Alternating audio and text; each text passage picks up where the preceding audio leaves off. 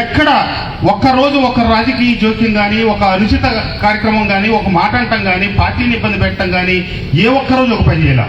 మా కుటుంబ నేపథ్యం 55 సంవత్సరాల నుంచి రాజకీయ నేపథ్యం. ఈ నియోజకవర్గంలోనే పలు ఎన్నికల్లో పాల్గొన్నాం. కొన్ని 6 ఎన్నికల్లో పాల్గొంటే 4 ఎన్నికల్లో గెలిచాం, 2 ఎన్నికల్లో వెనకబడి ఉండొచ్చు. కానీ ఇంత రాజకీయ నేపథ్యం కలిగిన పార్టీకి మంచాన రోజు పనిచేసే తప్పితే చెడుకు ఒక్కదానికి కూడా పనిచేయాల. ఎందుకంటే ఆ సంస్కృతి నా దగ్గర లేదు. చేయగలిగితే మంచి చేయటం, లేకపోతే మనం దూరంగా ఉండటం అనే లక్ష్యంతో పనిచేశా. కానీ నన్ను నా నియోజకవర్గంలో, నా మైలవరంలో మీ అందరూ అభిమానించి గెలిపించి పంపిస్తే నాకు పూర్తిగా పనిచేసే అవకాశం లేకుండా చేశారు.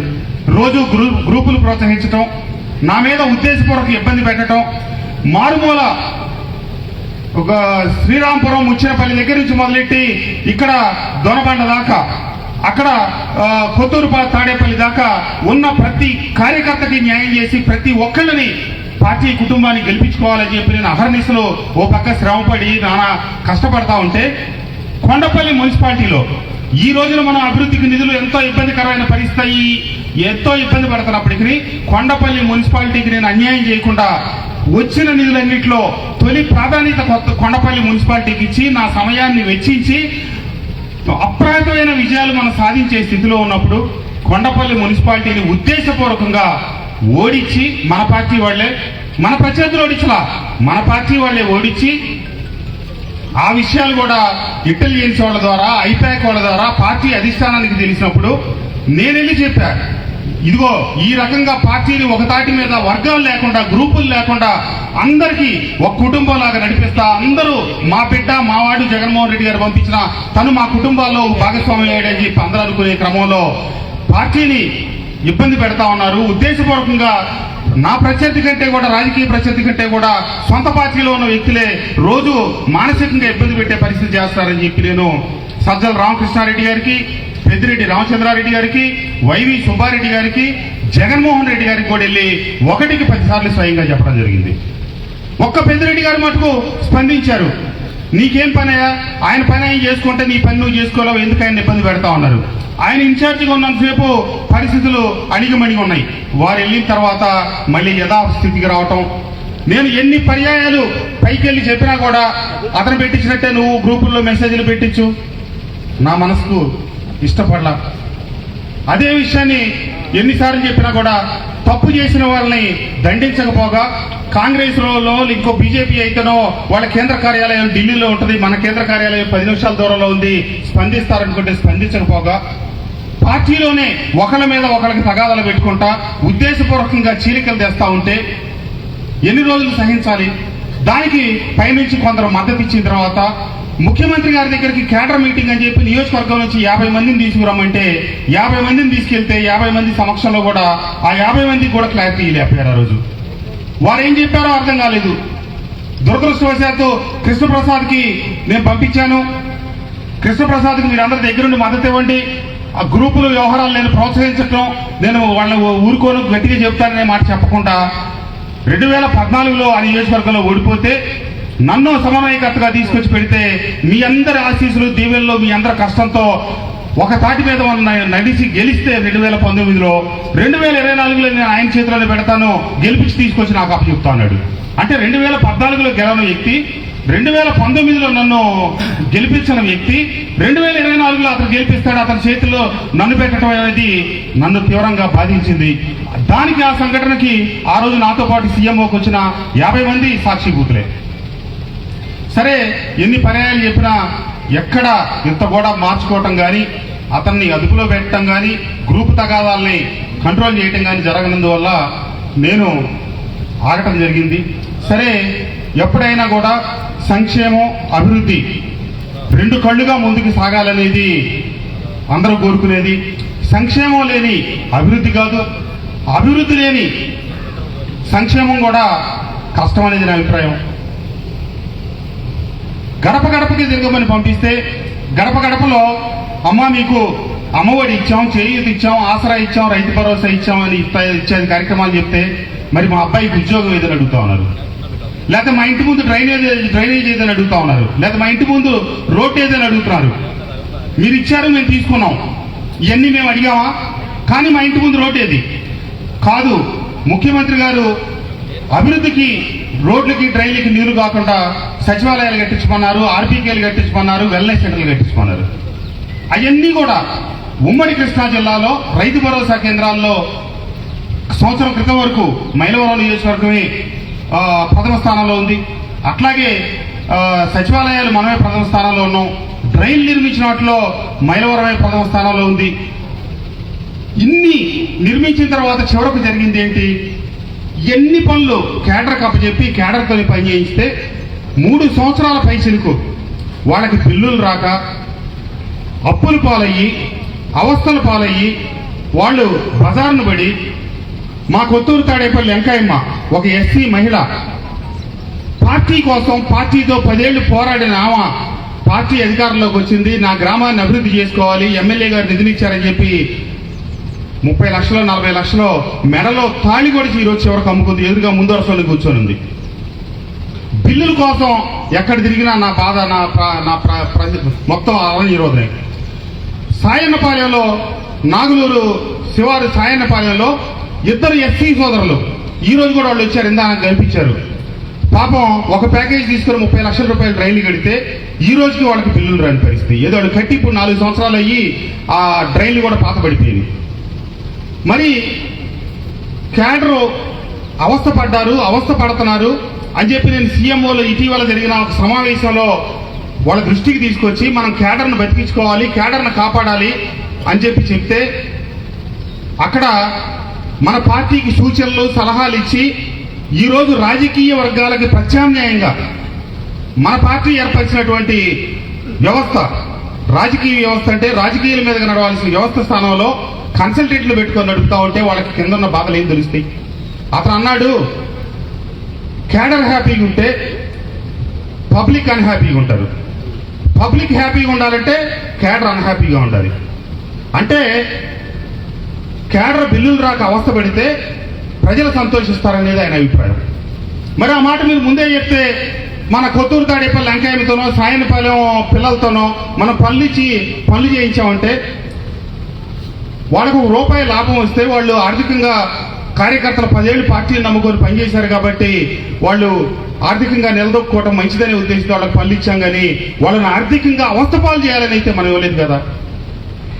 పార్టీకి పెట్టిన రోజు నుంచి, జెండా ఎత్తిన రోజు నుంచి పనిచేసిన సీతారామరెడ్డికి మైలవరంలో 4-5 కోట్ల రూపాయలు పని చేయి తమ్ముడు అంటే పాపం పార్టీ కోసం మన కోసం పనిచేస్తే 4 ఏళ్ళు బిల్లులు రాకపోతే వాళ్ళ తాత ఇచ్చిన తోట కూడా అమ్ముకోవాల్సి వచ్చింది.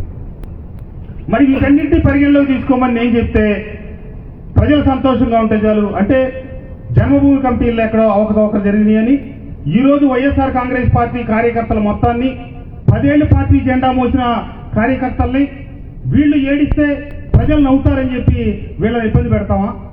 10 ఏళ్ళు పార్టీ జెండా మోసి పార్టీ కోసం నానా అగసాట్లు పడి అవస్థలు పడి ముందుండి నడిపించిన వాళ్ళని ఈరోజు ప్రభుత్వానికి మీరు పెట్టుబడి పెట్టేస్తారా? ప్రభుత్వానికి కార్యకర్తలు పెట్టుబడి పెట్టాలా? 2,000 కోట్ల రూపాయలు ఇది సంక్షేమ పథకాలు ఇచ్చే మనం వాళ్ళకి ఇచ్చే 2,000 కోట్ల రూపాయలు ఇచ్చే రాష్ట్ర వ్యాప్తంగా ఇంత ఇబ్బంది పడే పరిస్థితి లేదు కదా. ఈ విషయాలన్నీ తీసుకెళ్ళినా మనం ఏమీ చేయలేని పరిస్థితి. ఇంకా నేను చెప్పాను, ఎన్నో సందర్భాల్లో చెప్పాను, నేను ఎన్నికైన వెంటనే ఒక విషయం జరిగింది. దేవినేని ఉమామహేశ్వరరావు రాజధాని ఇక్కడ ఉండదు, ఈ ప్రభుత్వం చీల్చి చెండాడి రాజధాని సర్వనాశనం చేస్తుందని చెప్తే నేను ఆ రోజు ఛాలెంజ్ చేశా, మా రాజధాని ఇక్కడే ఉంటది. ఎందుకు చెప్పాను నేను రాజధాని ఇక్కడే ఉంటుందంటే, ఎన్నికలకు ముందు నేను ముఖ్యమంత్రి గారిని స్వయంగా వ్యక్తిగతంగా అడిగాను. ఇంకొక వ్యక్తి కూడా నాతో పాటు అప్పుడు సమస్య మా ముగ్గురు ముందు కలుపుతున్నాం. అన్న రాజధాని మీద మన వైఖరేంటి అంటే, చెప్పాం కదా ప్రసాద్, మనం అసెంబ్లీలో కూడా చెప్పాం కదా, మనమే ఇక్కడే ఉంటాం అన్న అని చెప్పాం కదా అని చెప్పారు. మరి ఈరోజు మనం అధికారంలోకి వస్తే రాజధానిని డిస్టర్బ్ చేస్తారని చెప్పి ప్రతిపక్షాలందరూ గొడవ పెడతా ఉన్నారు కదా, మనం క్లారిటీ ఇస్తే బాగుంటుంది కదా అన్న. అంటే మనం ఇల్లు కట్టుకుంటున్నాం, ఆఫీస్ కట్టుకుంటున్నాం, మనం విమర్శించే వాళ్ళకి ఇల్లు లేదు, ఆఫీస్ లేదు, మరి వాళ్ళు మనకి విమర్శించే అర్హత ఎక్కడుంది? కాబట్టి మనం రాజధానిని సమర్థిస్తా చెప్పాం, రాజధానిని ఇక్కడ ఒప్పుకున్నామని చెప్పి ఆ రోజు ఎన్నికలకు ముందు నేను పార్టీలో చేరేటప్పుడు ముఖ్యమంత్రి గారు నాకు స్వయంగా చెప్పారు. ఆ దన్నుతో నేను శాసనసభ్యుడు అయిన తర్వాత ప్రతిపక్ష నాయకుడు మాట్లాడుతుంటే నేను చెప్పడం జరిగింది, మళ్ళీ వెనక టీవీలు ఉన్నాయమ్మా, టీవీ కెమెరాలు ఉన్నాయి, ఎట్లా జరుగుతూ ఉంటే నేను చెప్పాను, ముఖ్యమంత్రి గారు చెప్పారు కదా, మాట తప్పరు మడమ తిప్పని వ్యక్తి కదా అని చెప్పి నేను అదే మాట చెప్పడం జరిగింది పలు వేదికల మీద. కానీ తర్వాత రాజధానిని 3 రాజధానులని మనకి 16 నియోజకవర్గాలు, అక్కడ 17 నియోజకవర్గాలు గుంటూరు జిల్లాలో, మొత్తం 33 నియోజకవర్గాల్లో 29 నియోజకవర్గాల దగ్గర వైఎస్ఆర్ కాంగ్రెస్ పార్టీకి సాక్షాత్తు అమరావతి నిర్మించిన ప్రాంతం కూడా మన పార్టీనే గెలిపిస్తే మరి ఎన్నికల ముందు వరకు ఒక మాట చెప్తుంది, ఎన్నికలైన తర్వాత ఇంకొక మాట చెప్తుంది. దీన్ని ప్రజలకు మనం ఏం సమాధానం చెప్పాలి? రాజధాని గురించి అసెంబ్లీలో బిల్లు పెట్టగానే ఆ రోజు సాయంత్రం సీఎం గారి ఇంట్లో మీటింగ్ పెట్టారు. ఉమ్మడి కృష్ణా గుంటూరు జిల్లాలకు సంబంధించిన శాసనసభ్యులు, సమన్వయకర్తలు, ఇన్ఛార్జీలు అందరిని ఆ రోజు పిలిచారు. పిలిచి ఏంటి పరిస్థితి, ఇక్కడ సజ్జల రామకృష్ణారెడ్డి గారు, పెద్దలు మన బొత్స సత్యనారాయణ గారు ఇద్దరు సమక్షంలో ఆ రోజు మీటింగ్ పెట్టడం జరిగింది. పెట్టి ఏం చెప్పారంటే రాజధానిగా మీద 3గా విభజించాలని ముఖ్యమంత్రి గారు నిర్ణయం తీసుకున్నారు. దీన్ని మీరు సమర్థిస్తా మీ నియోజకవర్గాలు, ఎందుకంటే కృష్ణా గుంటూరు జిల్లాల్లోనే ఎక్కువ ఎఫెక్ట్ అవుతారు కాబట్టి మీరు సమర్థించుకుంటా ఏం చెప్తారో చెప్పండి అని చెప్పి మాకు కొన్ని విషయాలు చెప్పారు. వాళ్ళు పెద్దలు చెప్పడం అయిపోయిన తర్వాత నేను తొలిగా లేచి చెప్పాను, సార్ ఈ నిర్ణయం మనకు తీవ్రమైన నష్టం చేస్తుంది మన పార్టీకి. ఎందుకు అంటే ఎన్నికల ముందు రాజధాని ఇక్కడే ఉంటుందని చెప్పాం. ఈ రోజున ఎవరికీ తెలియకుండా ఆకస్మికంగా అసెంబ్లీలో బిల్లు పెట్టారు. మనం ఇచ్చిన మాటకి దీనికి ఇబ్బంది జరుగుతుంది సార్ అని చెప్పి నేను నా ఆవేదన వెలుగుచ్చా. తప్పని పరిస్థితి అయ్యి రాజధానిని కనుక మార్చాలంటే కనుక అవసరమైతే అసెంబ్లీ వైజాగ్ పంపించండి, కానీ సెక్రటేరియట్ ఇక్కడే ఉండేట్టుగా చర్యలు తీసుకుంటే కొంత నష్ట నివారణ జరుగుతుంది సార్ అని చెప్పి నేను ఆ సమావేశంలో చెప్పాను. నా మాట పూర్తయి కాకముందే కొడాల నాని గారు లేచారు. లేచి ముఖ్యమంత్రి గారు ఏదో చెప్తారు, కొంతమంది కొద్దిగా పూసుకోమంటే కొంతమంది ఒళ్ళొత్తా పూసుకుంటారు. అసలు రాజధాని అసెంబ్లీ అయినా ఇక్కడ పెడతా ఉన్నారు, అది కూడా ఇక్కడ లేకుండా తీసేసినా మాకు వచ్చిన అభ్యంతరమే లేదు. ముఖ్యమంత్రి గారి నిర్ణయానికి నేను కట్టుబడి ఉన్నాను, అంతేగాని ఎవరు ఇష్టం వచ్చినట్టు వాళ్ళు ముఖ్యమంత్రి గారిని ధిక్కరించే స్థాయి ఇక్కడ ఉందా, అది ఇదని చెప్పి కొడాల నాని గారు ఆవేశం వ్యక్తం చేసి కూర్చున్నారు. ఆ తర్వాత అంబటి రాంబాబు గారు మాట్లాడారు. ఈ ముఖ్యమంత్రి గారి నివాసంలో కూర్చొని ఆయన నిర్ణయాన్ని ప్రశ్నించే ధైర్యం, దమ్ము ఎవరికుంది? ఆయన మాట్లాడిన దాన్ని, ఆయన చెప్పిన దాన్ని సమర్థిస్తా ఇక్కడ ఉన్న ఎవరైనా మాట్లాడాల్సిందే తప్పితే ఎవరు కూడా ఆయన నిర్ణయాన్ని ప్రశ్నించడానికి వీల్లేదు అని చెప్పి అంబటి రాంబాబు గారు చెప్పారు. వెంటనే నేను లేచా, నా అభిప్రాయం నేను చెప్పాను, మీ అభిప్రాయం మీరు చెప్పుకోండి, నా అభిప్రాయాన్ని ఖండించాల్సిన అవసరం మీకు లేదు రాంబాబు గారు, దయచేసి మీరు మీ విషయం చెప్పుకోండి తప్పితే నా విషయంలో కలగ చేసుకుంటే బాగుంటుందని చెప్పి నేను గట్టిగా మాట్లాడాను. అక్కడ సజ్జల గారు, బొత్స గారు ఉండి వారించి మీరు ఎవరి అభిప్రాయాలు వాళ్ళు చెప్పండి తప్పితే మీరు పోట్లాడుకోవద్దని చెప్పారు. నా తర్వాత మల్లా విష్ణు గారు లేచారు. ఆయన చెప్పారు, మార్చడం మంచిది కాదు, మార్చాల్సి వస్తే నేను కృష్ణప్రసాద్ గారి అభిప్రాయంతో ఏకీపిస్తున్నా, తప్పని పరిస్థితి వస్తే కనీసం సెక్రటేరియట్ ఇక్కడ వచ్చేటట్టు చేయండి తప్పితే ఎట్టి పరిస్థితుల్లో కూడా సెక్రటేరియట్ ఇక్కడ నుంచి కనుక వైజాగ్ మారిస్తే మనకు నష్టం జరుగుతుందని చెప్పారు. మళ్ళీ ఆయన మాట పూర్తయి కాకముందే మళ్ళీ అంబటి రాంబాబు గారు లేచి మళ్ళీ మాతో లేచిన మా అందరి మీద వాదం. నేను ఒకసారి చెప్తే మీకు అర్థం కాదా, మళ్ళీ ఇన్నిసార్లు చెప్తారు, ఈ ఇంట్లో కూర్చొని మీరు ముఖ్యమంత్రి గారి నిర్ణయాన్ని ప్రశ్నిస్తారని. మళ్ళా నేను 3వ పర్యాయం లేచి ఒకసారి చెప్పిన మాట మళ్ళీ మాట్లాడుతున్నారండి ఆయన. ఇక్కడ ఉన్న సభ్యులందరూ అభిప్రాయాలు చెప్పకుండా ఆయన అడ్డుపడతా ఉన్నారు, మా గొంతు నిలుగుతున్నారు, మీరు దయచేసి మీరు ఆపండి, మీరు మాట్లాడడానికి వీల్లేదంటే పెద్దలు వారించడం జరిగింది. ఎవరి అభిప్రాయాలు వాళ్ళు చెప్పండి కానీ ఒకళ్ళ అభిప్రాయాలు వాళ్ళు గడిస్తూ ఉంటారు. ఈ రకంగా రాజధాని చెప్పి మనం మాటిచ్చాం.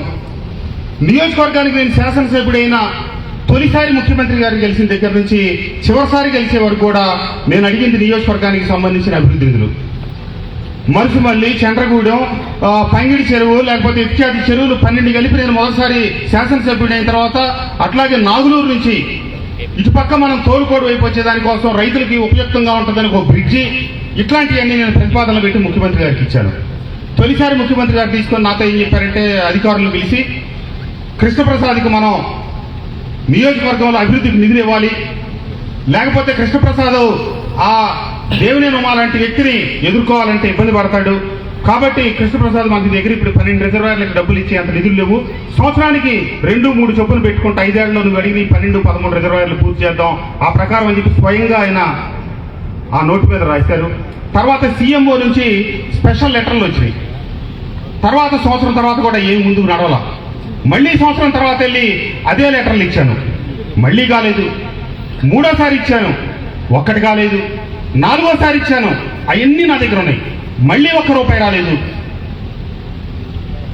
ఇదే నందిగామ నియోజకవర్గానికి నేను 15 సంవత్సరాలు దాదాపుగా కాంగ్రెస్ పార్టీ ఇన్ఛార్జిగా ఉంటే ఆనాటి ముఖ్యమంత్రి దివంగత వైఎస్ రాజశేఖర రెడ్డి గారు నందిగామ వస్తే జగ్గైపేట వేదాద్రి ఎత్తిపోతగల 2వ దశ పథకాన్ని ప్రారంభోత్సవం చేయడానికి వస్తే నేను ఆయన్ని ఆ రోజు వేదిక మీద మహామహులు పెద్దలు చాలా మంది ఉన్నారు, ఆనాటి ఆయన సహచరులందరూ.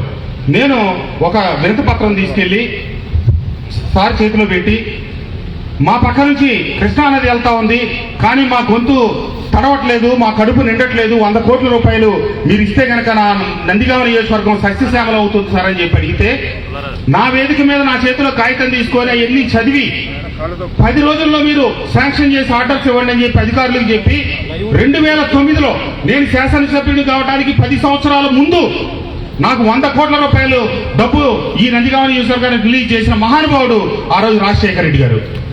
ఏది నేను ఒక నందిగామ నియోజకవర్గానికి సమన్వయకర్తనే, కానీ 10 సంవత్సరాల తర్వాత నేను శాసనసభ్యుడినయ్యి ఒక శాసనసభ్యుడిగా ₹1 నిధులు ముఖ్యమంత్రి గారి నుంచి తీసుకురాలేకపోయాననే అసంతృప్తి, బాధ నాలో మిగిలిపోయింది. ఎందుకంటే నేను 30 సంవత్సరాల నుంచి వ్యాపార జీవితంలో ఉన్నాను. నా వృత్తి వ్యాపారం, నా ప్రవృత్తి రాజకీయం.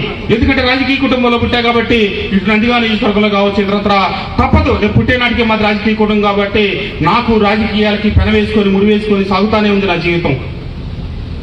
కానీ నేను వ్యాపార జీవితంలో ఉన్న వాడిని 48 సంవత్సరాల వయసులో మళ్ళీ రెండోసారి నా ఇన్నింగ్స్ స్టార్ట్ చేసి 49 సంవత్సరాల వయసులో శాసనసభ్యుడయ్యి నేను వచ్చి సమయం కేటాయించి నా ప్రజలకి నాకు ఓట్లేసి గెలిపించిన ప్రాంతానికి అభివృద్ధి చేయలేనప్పుడు నేను ఎందుకు కొనసాగాలనేది నాలో అంతర్మదనం మొదలైంది. పార్టీకి పనిచేసిన కేడర్కి బిల్లులు రాలేదు, ఓట్లేసి ప్రజల పార్టీకి గెలిపిస్తే అభివృద్ధి చేయలేకపోయాం, నిధులు రాబట్టలేకపోయాం. కాబట్టి ఇది ఇబ్బంది. అంతేకాకుండా పార్టీలోకి ఆహ్వానించి పిలిచి పార్టీలో చేర్చుకొని సమన్వయకర్తగా పంపించి నేను ఏ రోజు పార్టీ నుంచి ఏది ఆశించాలా, నా చేతికి ఒక బీఫారం తప్పితే నాకు రెండోది ఏది ఇవ్వాల. కానీ నన్ను గెలిపించిన నా ప్రజల కోసం, నా నాయకుల కోసం అందరిని ఒక తాటిపై తీసుకొచ్చి వాళ్ళకి అన్ని వనరులు సమకూర్చి ప్రతి చోట మా ఇబ్రహీంపట్నంలో ఉన్న కౌన్సిలర్ దగ్గర నుంచి మొదలెట్టి మా జీకొండూరు సర్పంచ్ గారి దగ్గర నుంచి, మా కౌలూరు సర్పంచ్ గారి దగ్గర నుంచి, మా వెలగలేరు సర్పంచ్ గారి దగ్గర నుంచి, మా మైలవరం సర్పంచ్ దగ్గర నుంచి రెడ్డిగూడెం సర్పంచ్ దాకా అందరినీ దగ్గరుండి నా కుటుంబాన్ని చేపట్టుకొని నడిపించినట్టు నేను నడిపించుకొని ముందుకు తీసుకెళ్లి గెలిపించుకుంటే నాకు ఇచ్చిన గుర్తింపే ఉంది. కనీసం నేను ఎన్ని ఎందుకు చేశాను? నియోజకవర్గంలో అభివృద్ధికి నిధులు ఇస్తారు, ఎక్కువ గెలిపించుకొస్తే మన ఎక్కువ గుర్తిస్తారంటే ఒక పక్క ప్రజల్లోకి వెళ్ళేం గడప గడప తిరగమంటారు, రెండో పక్క ఏమో అభివృద్ధికి నిధులు ఎవరు. బటన్ నొక్కామంటే బటన్ నొక్కితే పడతలే. దీంట్లో ఒక చోట ఒక కార్యకర్తకి ప్లాట్ రాకపోతేనో, ఒక కార్యకర్తకి అమ్మఒడి రాకపోతేనో, ఒక చేయూత రాకపోతేనో, ఓ సర్పంచ్ ఏదైనా చెప్తే శాసనసభ్యులు వాళ్ళకి ఏమి చేయలేని పరిస్థితిలో ఉన్నాం. ఇట్లా ఎన్నో రకాల ఇబ్బందులు, పార్టీలో అవమానాలు, ఉన్న పార్టీ వాళ్లే కావాలని ఉద్దేశపూర్వకంగా ఇబ్బంది పెట్టాలు ఇవన్నీ జరిగితే సహించి నేను 1 సంవత్సరం కాలం నుంచి నన్ను నేను తగ్గించుకొని, విజయం గారి ప్లేనరీలో చెప్పారు, తను తగ్గించుకున్నవాడు పైకి వెళ్ళాక హెచ్చింపకూడదంట బైబిల్లో చెప్పారని చెప్పి ఆ ప్లేనరీలో చెప్పారు. నేను కూడా అదే అనుకున్నా, ఎందుకులే మనం విలువ గుర్తింపు లేని దగ్గర, నియోజకవర్గానికి అభివృద్ధి నిధులు లేని దగ్గర, కార్యకర్తలను గుర్తించిన దగ్గర నా వ్యాపారం లేదో, నా వ్యవహారం లేదో, నిదానంగా చూసుకుందాం అని చెప్పి స్లో అవటం. సరే, ఎన్నికలకు ముందు ఈ ప్రాంతం నుంచి ముఖ్యమంత్రి గారు పాదయాత్ర చేస్తా బీటీపీఎస్ కార్మికుల్ని సీఎల్ రెగ్యులరైజ్ చేస్తామని చెప్పి వారు మాట చెప్పారు. నేను శాసనసభ్యుడిని అయిన తర్వాత తొలిసారి ఇచ్చిన ముఖ్యమంత్రి గారి లెటర్లో అది కూడా ఒక లేఖ, అన్నా మనం మాట ఇచ్చాము వీటీపీఎస్ కార్మికుల్ని రెగ్యులరైజ్ చేయాలి అని. ఆ రోజు ఆ లేఖ తీసుకున్న తర్వాత అవును మనం మాట ఇచ్చాం, మన హామీ ఇచ్చాం, వాళ్ళని రెగ్యులరైజ్ చేద్దామని చెప్పారు. దానికి త్వరలో విధి విధానాలు నిర్ణయిస్తాం, కమిటీని వేస్తాం, కమిటీ నిర్ణయం మేరకు వాళ్ళని రెగ్యులరైజ్ చేద్దామని చెప్పారు. ఒక సంవత్సరం గడిచిన తర్వాత నేను మళ్ళా ఇచ్చాను. ఇస్తే పరిశీలన జరుగుతుంది, పూర్తయిన తర్వాత తెలియజేద్దాం ప్రసాద్ అని చెప్పారు. మళ్ళీ 2 సంవత్సరాలు అయిన తర్వాత ఇంకొక లేఖ ఇచ్చాను దీని మీద, వీటీపీఎస్ కార్మికుల మీద చెప్పారు. అది అటెండర్ కూడా వీటీపీఎస్ లో ₹1,00,000 జీతం వస్తుందంట, ఇంకా వాళ్ళని రెగ్యులరైజ్ మనం ఏం చేస్తామని చెప్పారు. మరి మీరు మాట ఇస్తే నేను మాట ఇచ్చానన్నా మన మాట పోతుందంటే అవన్నీ మనం ఏం చేయలేము ప్రసాద్, ఇప్పుడు వాటిని వదిలేసేయని చెప్పి అన్నారు.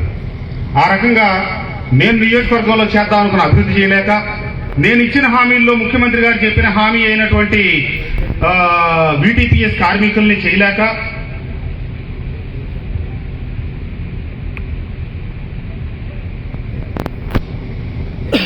ఎన్ని ఇబ్బందులైతే, రెండో పక్క వైఎస్ఆర్ కాంగ్రెస్ పార్టీ నాయకులు, కార్యకర్తలు, కేడర్ అంతటి లక్ష్యం ఒమాన్ ఓడించడం అనేది. కానీ ఇక్కడ ఉన్నటువంటి కొందరు నాయకులు అతనితో పరోక్ష సంబంధాలు నేర్పుతా పార్టీని నా మీద కక్ష కట్టి వాళ్ళ తమ్ముడికి మున్సిపల్ చైర్మన్ ఇవ్వంటే నేను మైలవరం నియోజకవర్గంలో అన్ని సామాజిక వర్గాలకి సమన్యాయం చేయాలనే ప్రయత్నంలో పనిచేశారు. అన్ని చోట్ల బీసీలంటే ఒక కులం కాదు అన్ని కులాలకు ఇవ్వాలని. ఈరోజు వైఎస్ఆర్ కాంగ్రెస్ పార్టీ ఇన్ఛార్జిగా వచ్చినటువంటి సర్నాల తిరుపతిరావు మైలవరం పట్టణంలో జరిగినటువంటి పంచాయతీ ఎన్నికల్లో వార్డు మెంబర్గా ఓడిపోతే అతన్ని తీసుకొచ్చి జడ్పీటీసీగా అభ్యర్థిగా టికెట్ ఇప్పించి బీఫారం ఇచ్చి గెలిపించింది నేనే. మంజు భార్గవి ఆ రోజున 3,000 పైసలకు ఓట్ల తేడాతో మైలవరం సర్పంచ్గా ఓడిపోతే ఆ అమ్మాయిని తీసుకొచ్చి సర్పంచ్ని చేసింది ఈ వైఎస్ఆర్ కాంగ్రెస్ పార్టీ మనమే నేనే. ఈరోజు సర్నాల తిరుపతిరావుని నేను గుర్తించి ఒక నాయకుడిగా తీర్చిదిద్దాను. మొన్న నాకు తిరుపతిరావు ఫోన్ చేశాడు, సార్ మీ ఆశీస్సులు కావాలి, దీవెనలు కావాలని. నేను పెంచిన మొక్కే తిరుపతిరావు, నువ్వు పెరగటం, నువ్వు ఎదగటం నాకు సంతోషమే. కానీ చాలా విషయాలు రాబోయే రోజుల్లో అన్ని తీసుకొని నా ఆశీస్సులని నేను చెప్పలేను, కానీ తప్పకుండా నువ్వు బాగుండాలి తిరుపతిరావు అని చెప్పా. నేను చేసిన సోషల్ ఇంజనీరింగే ముఖ్యమంత్రి గారు చేశారేమో తప్పితే అంతకంటే ఆయన అదనంగా చేశారని నేను అనుకోవట్లా. తిరుపతిరావుకు మంచి జరగాలని సదుద్దేశంతో జరిగితే నాకు బాధలేదు, కానీ తిరుపతిరావుని ఆటలో అగ్గిపండుగా మార్చాలనే ఉద్దేశంతో ఖర్చీ పీయటానికి తీసుకొచ్చి ఒకళ్ళైతే ఇక్కడ పెట్టి వాడుకోవటానికైతే ఇబ్బందికరం. ఎందుకంటే 27 సొసైటీలు మన చంద్రగూడెం ప్రతాప్ రెడ్డి గారి దగ్గర నుంచి ఈ కేతరకొండ జానీబాయి దాకా అందరూ ఎవరు వైఎస్ఆర్ కుటుంబం కాదా? కృష్ణప్రసాద్ నియమించగానే వాళ్ళందరూ ఈ రోజు వైఎస్ఆర్ కాంగ్రెస్ పార్టీకి శత్రువులు అయిపోయారా? ఈ మైలవరం నియోజకవర్గంలో ఉన్నటువంటి 5 ఎంపీపీలు, 5 జడ్పీటీసీలు నా నిర్ణయం మేరకే మొన్న పోటీలు చేశారు. నేనే వాళ్ళకి నిలబెట్టాను, నేనే బీఫారాలు ఇచ్చాను, నేనే అన్ని వనరులు సమకూర్చాను. మరి వాళ్ళందరినీ కూడా ఏం చేస్తారు మీరు? ఆ సర్పంచులందరినీ ఏం చేస్తారు? దయచేసి కక్ష సాధింపు చర్యలొద్దు. రాజశేఖర రెడ్డి గారు ఏమైతే హుందాగా పరిపాలన సాగించారో మనం కూడా అదే సాగిద్దాం. నేను నియోజకవర్గంలో ఎక్కడా కూడా మనకి అధికారం చేతికి వచ్చింది కదా అని చెప్పి ఏ ఒక్కళ్ళ మీద కేసులు పెట్టించలా, ఎవరిని తగులకు పంపించలా, ఎక్కడ కొట్లాట్లకి తీసుకురాలేదు, మిమ్మల్ని ఎంకరేజ్ చేయలేదు. ఎందుకంటే భూమి గుండ్రంగా ఉన్నట్టు 5 ఏళ్లకోసారి ఎలక్షన్ల ప్రజాస్వామ్యంలో రావటం తప్పదు. కానీ అధికారం ఉంది కదా అనే అహంకారంతో కనుక మనం ముందుకెళ్తే ఇబ్బంది పడతామని చెప్పి అక్రమ కేసులకి ఎవరిని నేను ప్రోత్సహించలా. మన వాళ్ళకి మంచి ఉందంటేనే నేను న్యాయం చేయడానికి ప్రయత్నించాను తప్పితే చెడున్న దగ్గర ఎక్కడా కూడా నేను ఎవరిని పురికొల్పలా. ఆ రకంగా నియోజకవర్గంలో శాంతి భద్రతల విషయంలో అంతా ఒక కుటుంబంలాగా ముందుకు తీసుకెళ్ళాం. కానీ ఈరోజు రాష్ట్రంలో నేను ఇంకొక దురదృష్టకరమైన మాట చెప్పడానికి కూడా నాకు బాధగా ఉంది. ఇటీవల చివరిసారిగా ముఖ్యమంత్రి గారిని కలిసినప్పుడు గతంలో 2 సందర్భాల్లో చెప్పారు, నువ్వు చంద్రబాబు నాయుడు గారిని తిట్టావు, లోకేష్ని తిట్టావు, మరి నేను నిన్ను ఎట్లా ఓన్ చేసుకోవాలని చెప్పి అడిగారు. చంద్రబాబు నాయుడు గారిని తిడితే, లోకేష్ని తిడితే, లేకపోతే ఒకళ్ళ ఇళ్ల మీద తగులుకి కర్రలు తీసుకుని వెళ్తే, కార్యాలయాలు కూలగొడితే, పదవులు ఇస్తామంటే, ఎంపీ సీట్లు ఇస్తాం, ఎమ్మెల్యే సీట్లు ఇస్తామంటే చెప్పారు రాబోయే రోజుల్లో తిట్టని వాళ్ళకి నేను ఎమ్మెల్యే సీట్లు ఇవ్వను, పార్లమెంట్ సభ్యులుగా సీట్లు ఇవ్వనని చెప్పారు. మరి అక్కడ నేను మంచి చేసేవాడిని తప్పితే చెడు చేసేవాడిని కాదు, అనవసరంగా ఒకరి మీద నోరు బారేసుకునేవాడిని కాదు, బూతులు తిట్టడం నా వల్ల కాని పని. హుందాగా విలువలతో కూడిన రాజకీయం అయితే నేను చేయగలుగుతాను తప్పితే విలువలు తప్పి రాజకీయం కోసం ఎదటి వాళ్ళ మీద అభాండాలు వేసి నేను మాట్లాడలేను అని చెప్పి ఈ నిర్ణయానికి నేను రావటం జరిగింది.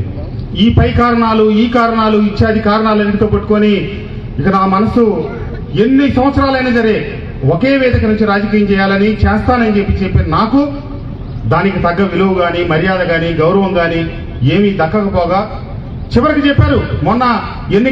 మొన్న చివరిసారి కలిసినప్పుడు నీకు ఈసారి ఎన్నికల్లో ఆర్థిక వనరులు కూడా సమకూరుస్తాం, నీకు ఇబ్బంది లేకుండా చూస్తాం. చివరికి మొన్న ముఖ్యమంత్రి గారు చెప్తా ఉన్నారంట, అందరూ నేను టికెట్ లేకపోతే వెళ్ళినోళ్ళు, కృష్ణప్రసాద్ నేను టికెట్ ఇస్తాను అంటే కూడా రాకుండా వెళ్ళిపోతా ఉన్నాడు, అన్ని వనరులు సమకూరుస్తా అంటే కూడా రావట్లేదు. అంటే ఒకసారి మనసు గాయపడిన తర్వాత వాళ్ళు నిలువెత్తు బంగారం ఇస్తామన్నా ఈ వెళ్తాం ఈ కృష్ణప్రసాద్కి చేత కాదు. గౌరవ మర్యాద లేని దగ్గర రాజకీయం చేయలేను అనే ఉద్దేశంతోనే నేను పక్కన జరిగాను.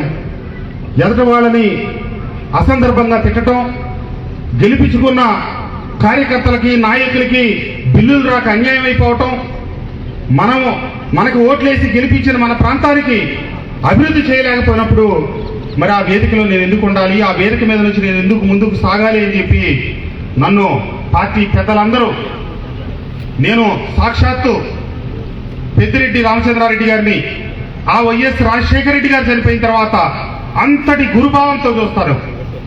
పాపం పెద్ద ఆయన కూడా ఫోన్ చేశారు నాకు, కృష్ణప్రసాద్ గారు మీరు తొందరపడద్దు, మీకు రాబోయే రోజుల్లో చాలా మంచి రోజులు ఉన్నాయి, తప్పకుండా మీకోసం నేను అన్ని రకాల చర్యలు తీసుకుంటాను, మీకు పార్టీలో సముచిత గౌరవప్రదమైన స్థానం అన్ని కల్పించే బాధ్యత నాది అని చెప్పి వారి మాట చెప్పినా కూడా నేను ఇక నా మనసుని ఆ జరిగిన పరిణామాలు, గత 4.5 సంవత్సరాల నుంచి జరిగిన విధానాలు ఇవన్నీ చూసిన తర్వాత నా మనసు మార్చుకోలేదు. కాలం, భవిష్యత్తు నా నిర్ణయాన్ని ముందుకు సాగుతుంది, నిర్ణయం మేరకే నేను ముందుకు సాగుతాను అనే ఉద్దేశంతో నేను నిర్ణయం తీసుకోవటం, పార్టీకి కొంచెం దూరంగా ఉండటం, పార్టీ హడావుడిగా కొత్త ఇన్ఛార్జిని నియమించటం, కొత్త ఇన్ఛార్జిని నియమించిన తర్వాత నాకంటూ పార్టీలో ఒక ప్రత్యేకమైన పాత్ర కానీ, నేను మొన్నటి వరకు రాజకీయాలకి స్వస్తి పలికి వెళ్ళి మళ్ళీ నా వ్యాపార జీవితం అది గడుపుదాం అనుకున్నాను. కానీ నియోజకవర్గంలో ఉన్నటువంటి నా శ్రేయోభిలాషులు, మిత్రులు అందరూ ఏదో ఒకటి మీరు కొనసాగాల్సిందే తప్పితే రాజకీయాల నుంచి రిటైర్ కావద్దు అని చెప్పి మిత్రులు చెప్పారు. ఇవన్నీ కుటుంబం అంటే నన్ను అభిమానించే నా కుటుంబ శ్రేయోభిలాషులు అందరితో మాట్లాడి త్వరలో నా నిర్ణయాన్ని మీ అందరూ తెలియజేస్తా. ఏమైనా ఈ 6 సంవత్సరాలు మా తమ్ముడు, మా అన్న, మా బిడ్డ, మా కుటుంబ సభ్యుడు అని నన్ను గౌరవించిన మీ అందరికీ ధన్యవాదాలు, కృతజ్ఞతలు. నాతో కలిసి మనమందరం కలిసి మైలవరం నియోజకవర్గంలో ఒక్క తాటి మీద నడిచాం. ఆ రోజు నేను ఎవరిని ప్రతిపక్షాన్ని అనుచిత భాషలో కానీ, ఉద్దేశపూర్వకమైనటువంటి దుర్భాషలాంటి కానీ ఎక్కడ ఆడలేదు. నేను శాసనసభ్యుడు అయిన తర్వాత తొలి రోజు ఒక మాట చెప్పాను, నేను ఇక్కడ ఈ నియోజకవర్గానికి అతిథిగా వస్తే నన్ను ఐకవరం నుంచి, మైలవరం నుంచి వచ్చిన నన్ను గెలిపించిన ఈ నియోజకవర్గ ప్రజలు పార్టీలకు అతీతంగా ఈ నియోజకవర్గంలో ఉన్న ఏ ఒక్క వ్యక్తిని ఒక్క మాట కూడా నేను అన్న మాట కట్టుబడి ఈ 5 సంవత్సరాల కాలంలో అటు టీడీపీయా, వైసీపీయా, లేకపోతే ఇంకొకళ్ళని కాదు, ఎవరిని అనకుండా అదే మాట కట్టుబడి ఎన్ని నా మానసికంగా నన్ను ఇబ్బంది పెట్టేటట్టుగా గ్రూపుల్లో పోస్టులు పెట్టించిన వాళ్ళకి వ్యతిరేకంగా నేను ఏ ఒక్క పోస్టు పెట్టించుకుంటా అదే రకంగా కొనసాగాను. ఈ నియోజకవర్గంలో మైలవరంలో అడుగుపెట్టిన తొలి రోజు వేవులకొండ సాంబయ్య గారి ఇంటికి వెళ్ళి ఆయనకు నమస్కారం పెట్టి 2018లో కప్పు కాఫీ తాగి, తర్వాత మందా జకరయ్య ఇంటికి వెళ్ళి అక్కడ ఒక 10 నిమిషాలు గడిపి, తర్వాత కాజా బ్రహ్మం గారి ఇంటి దగ్గర గడిపి, ఆ తర్వాత శాసనసభ్యుడు అయిన తర్వాత నియోజకవర్గంలో నేరుగా మళ్ళీ అదే వేవులకొండ సాంబయ్య గారింటికి తొలిసారి అడుగుపెట్టి ఆయన ఇంట్లో కాఫీ తాగి మళ్ళీ మొన్న 15 రోజుల క్రితం నేను తీసుకున్న నిర్ణయం, మళ్ళీ వేలుకొండ సాంబయ్య గారికి దగ్గరికి వెళ్దాం, కాఫీకి తాగుదాం. కేరళలో ఒక అనంతపురం, తిరువనంతపురంలో అనంత పద్మనాభ స్వామి దేవాలయంలో వాళ్ళ ఆ రాజుల కుటుంబం ఉందంట. నేను గతంలో కూడా చెప్పాను. ఎక్కడైనా మనం దేవాలయానికి వెళ్ళొస్తే నేరుగా ఇంటికి వస్తారు, కాళ్ళు కడుక్కోరు. ఎందుకు కడుక్కోరు అంటే పుణ్యం ఇంటికి రావాలని. కానీ ఒక్క తిరువనంతపురంలో మటుకు ఆ రాజుల కుటుంబం వాళ్ళ రాజ్యాన్ని, వాళ్ళ కుటుంబాన్ని, వాళ్ళ యావదాస్తుల్ని ఆ దేవాలయానికి దారబోసి వాళ్ళు గుడిలో దర్శనమై బయటకు వచ్చేటప్పుడు వాళ్ళ కాళ్ళకి ఇసుక రేణువులు అట్టుకొని అయ్యి వాళ్ళ ఇంటికి వెళ్ళినా కూడా దేవుడి సొమ్ము మనం తీసుకెళ్తే అపచారం అని గుడి బయటకు వచ్చేటప్పుడు కాళ్ళు కడుక్కొని బయటకు వస్తారంట. అట్లా నేను సాంబయ్య గారికి దగ్గర కాఫీ తాగి కృష్ణానదికి ఫెర్రీకి వెళ్ళి కాళ్ళు కడుక్కొని ఇంటికి వద్దాం అనుకున్నా ఒక 20 రోజుల క్రితం. కానీ నన్ను ఈ నియోజకవర్గంలో ఉన్నటువంటి పెద్దలందరూ వారించారు, వద్దు 4 రోజులు ఓపిక పట్టండి, తర్వాత మాట్లాడదాం అన్నంత మీదకే నేను ఆగటం జరిగింది. నా మీద ఎవరెన్ని ఆరోపణలు చేసినా ఖచ్చితంగా కాలమే అన్నిటికీ నిరూపిస్తుంది, అన్నిటికీ పరిష్కారం చూపిస్తుంది. నేను ధర్మాన్ని నమ్మిన వాడిని. 35 సంవత్సరాలు క్రమం తప్పకుండా మా నాన్నగారితో కలిసి నా చిన్న వయసు నుంచి, నా 12 సంవత్సరాల వయసు నుంచి నిన్న మొన్న మైలవరంలో శాసనసభ్యుడు అయిన దాకా ఆ భగవంతుడిని నమ్మి ధర్మో రక్షతి రక్షిత అని, సత్యమేవ జయితే అని చెప్పి నేను నమ్మిన వాటిని అనుసరించి నా జీవన విధానం కొనసాగుతూ ఉంది. ఈ కృష్ణప్రసాద్ చెయ్యి ఎప్పుడు పైనే ఉంటారు తప్పితే కిందకుండే ప్రశ్నే లేదు. నేను ఎక్కడున్నా కూడా, ఎప్పుడున్నా కూడా మీ వాడిగా నన్ను ఆదరించి గెలిపించి శాసనసభలో అడుగుపెట్టడానికి అవకాశం కల్పించిన నా మైలవరం నియోజకవర్గ ప్రజలకి మీ ఇంటికి వెళ్ళి చెప్పండి, మీ అన్నలు, మన వదినలు, అక్కలు, చెల్లెళ్ళు, మన కుటుంబ సభ్యులందరూ చాలా మంది ఇళ్ళ దగ్గర ఉండొచ్చు. మనం నమ్మిన మన కృష్ణప్రసాద్ మనకి ఎప్పటికీ అండగా ఉంటాడని, మనం నమ్మిన మన కృష్ణప్రసాద్ మన నియోజకవర్గ అభివృద్ధికి మనకు వెన్నంటి తోడించి ఉంటాడని చెప్పండి. ఎప్పటికీ ఎవరు ఎన్ని అబద్ధాలు చెప్పినా, ఎన్ని అవాస్తవాలు చెప్పినా చివరి రోజుకి తప్పకుండా వసంత కృష్ణప్రసాదే మిగులుతాడు, వసంత కృష్ణప్రసాద్ మాటే మిగులుతుందని ఎందరో కుటుంబ సభ్యులు కృష్ణప్రసాద్ని మార్చి ఇంకొకళ్ళు ఇన్ఛార్జిగా పెట్టారన్న రోజు భోజనం చేయని వాళ్ళు ఉన్నారు, బాధపడ్డ వాళ్ళు ఉన్నారు, కళ్ళబట్టి నీళ్లు పెట్టుకున్న వాళ్ళు ఉన్నారు. వాళ్ళందరికీ నా తరఫున, నా కుటుంబం తరఫున హృదయపూర్వక ధన్యవాదాలు తెలియజేస్తూ, తప్పకుండా మీ అందరి ఆశీస్సులతో 2018లో మొదటిసారి ఇదే గ్రౌండ్లో మనం కూర్చున్న ప్రదేశంలోనే సభా సమావేశం పెట్టి నియోజకవర్గంలో కార్యకలాపాలు ప్రారంభించాం. మళ్ళా ఈ రోజున 6 సంవత్సరాల కాలం తర్వాత మరొక్కసారి నా ఈ కుటుంబ సభ్యులందరినీ పిలిచి ఈ రోజు మళ్ళీ ఒక్కసారి మీ అందరికీ భోజనం పెట్టి మంచి చెడు మాట్లాడుకొని ముందుకు సాగాలి అని చెప్పి ఈ రోజు ఈ కార్యక్రమం పెట్టాం. ఈ కార్యక్రమానికి వచ్చినటువంటి నా అక్కలకి, నా చెల్లెళ్ళకి, నా కుటుంబ సభ్యులకి, అన్నలకి, తమ్ముళ్ళకి, వాళ్ళ ఇంటి దగ్గర ఉన్న ఆ కుటుంబాలందరికీ కూడా నా హృదయపూర్వక ధన్యవాదాలు, నమస్కారాలు తెలియజేస్తూ సెలవు తీసుకుంటా ఉన్నాను. జై హింద్. జోహార్ వైఎస్ఆర్, జోహార్ వైఎస్ఆర్, జోహార్ ఎన్టీఆర్, జోహార్ ఎన్టీఆర్.